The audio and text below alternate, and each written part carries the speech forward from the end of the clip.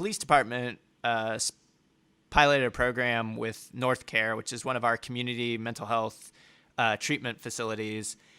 And like they did a video on it during the budget presentation last month, and it was about like giving iPads to officers to then do like an iPad with a person suffering mental illness.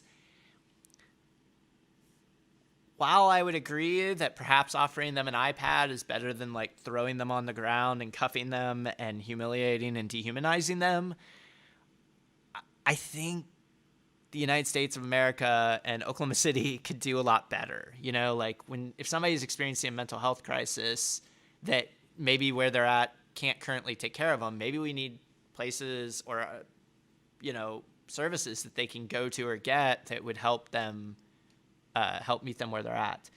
And I don't know, there's this weird thing, like maybe just certain levels of government don't want to fund it. Certain groups don't think it's their job, but like, again, we're spending $227 million a year on police. They are the first responder that often goes out to do this. And like, just maybe they shouldn't be. And maybe we should take some of that funding away and fund other stuff that would work better. So I think those are important conversations to have. I think that's an important thing for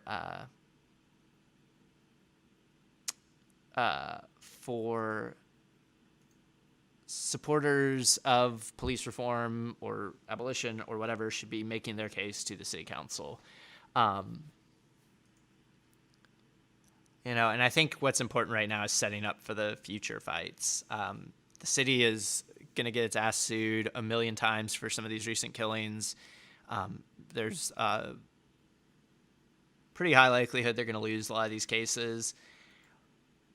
But it's political power. It's politics that's going to change this. It's political will and the will of the public that's going to change this. And so, I mean, I think we have to just keep pressing people, pressing the city council, but also pushing the community to admit that, what we're doing isn't working, and that we have to start looking at alternatives, because right now the police are the first people to get called for all this stuff, and it's just not effective. Yeah, I mean, that's definitely an issue. So I was just responding to this comment about how in other countries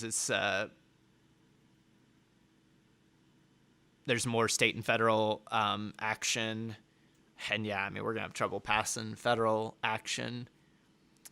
I mean, I get that. My deal is, from a strict policy standpoint, is that we spend so much money locally on really stupid stuff. Like, even to build out a whole mental health front to back housing, Cadillac mental health system in Oklahoma City that could probably serve the entire metropolitan area. Like, we can afford that. Like, we just can. I mean, it's not that much money. Like, it's just not. I mean, $30-40 million a year could probably get you most of the way there. $50 million would get you like lights out amazing. I mean, that's a quarter of the police budget.